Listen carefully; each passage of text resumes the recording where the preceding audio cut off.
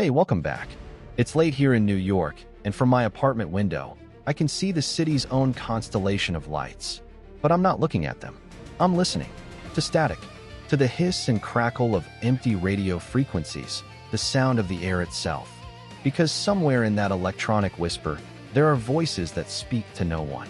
And yet, to someone, they mean everything. Voices that have never identified themselves, never played a song, never told a joke.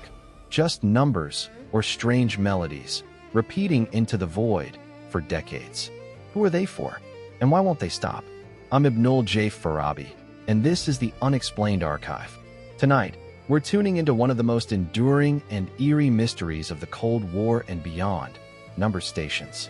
And one station in particular, a station so infamous it earned a name straight out of a folk tale, the Lincolnshire Poacher. Let's start with the experience. Imagine it's the 1980s. You're a radio enthusiast, a shortwave listener scanning the bands. Between the BBC World Service and Voice of America, you hit a frequency that's different. A clear, sharp signal cuts through the static. You hear a melody first, a few bars of an old English folk song, the Lincolnshire Poacher. It plays once, maybe twice. Then, a female voice, crisp and unervingly calm, with a received pronunciation British accent, begins to speak. 1, 2, 3, 4. She recites groups of numbers. 7, 2, 0, 9. She is utterly devoid of emotion. This goes on for minutes. Then, the melody returns, and the transmission ends. The frequency goes dead. You are left with a profound sense of having overheard something you were never meant to hear. A message with a recipient, but no sender. A letter with no return address, broadcast to the entire world. This was the Lincolnshire Poacher. It's believed to have been operated by the British Secret Intelligence Service, MI6, from the 1970s all the way up to 2008. The song was its call sign, a way for an agent in the field to know, unmistakably, that the message that followed was for them. They would have a one-time pad, a unique codebook, where those number groups corresponded to letters or words. A perfect, unbreakable cipher. The agent, somewhere deep behind an iron curtain, would listen, decode, and receive their orders, or their fate. The clinical, automated voice was a safeguard. It removed any chance of human error, of a vocal tremor that might betray urgency or danger.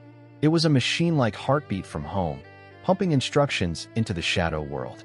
But the Poacher was just one star in a bizarre galaxy. Number stations have been documented for over a century, in dozens of languages. English, Spanish, German, Russian, Slavic languages, even what's known as chime station, that just played the sound of bells.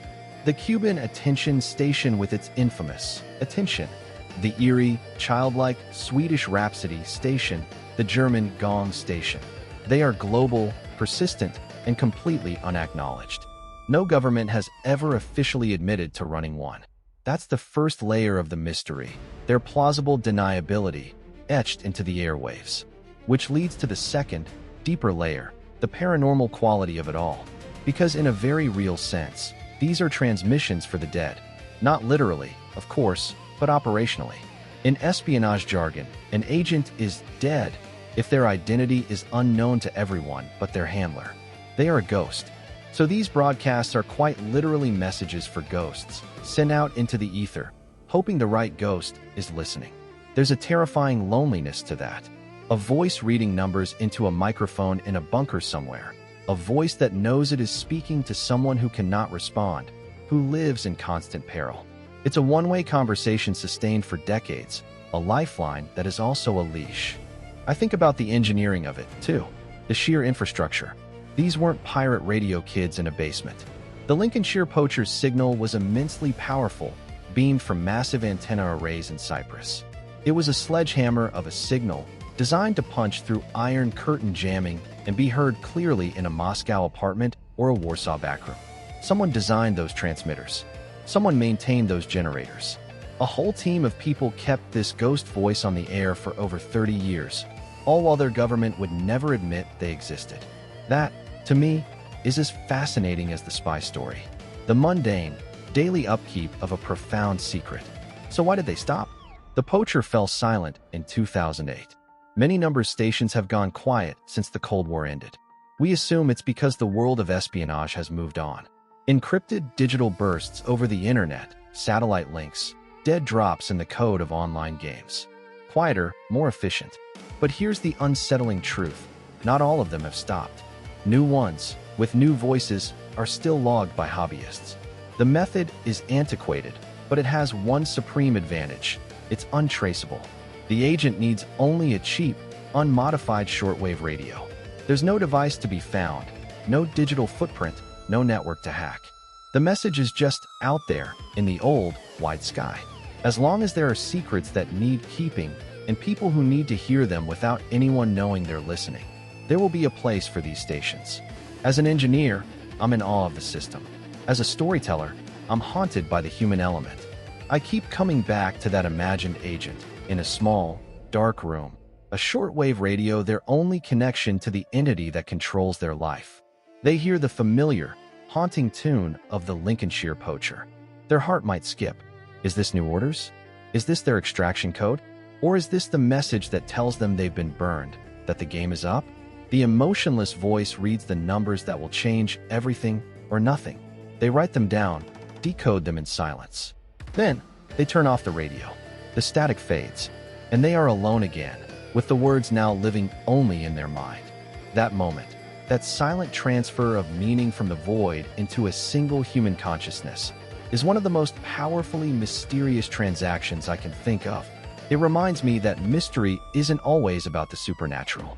Sometimes, it's about the extreme edges of human behavior, the secrets we keep, the systems we build to keep them, and the lonely, invisible threads we spin across the world to hold it all together.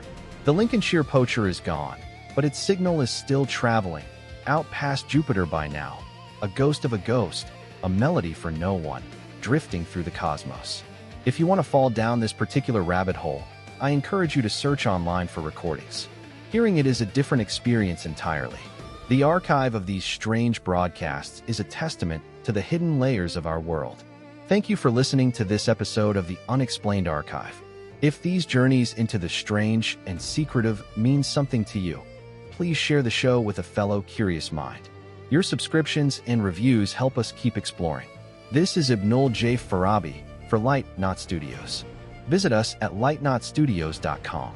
Until next time, keep listening, even to the static.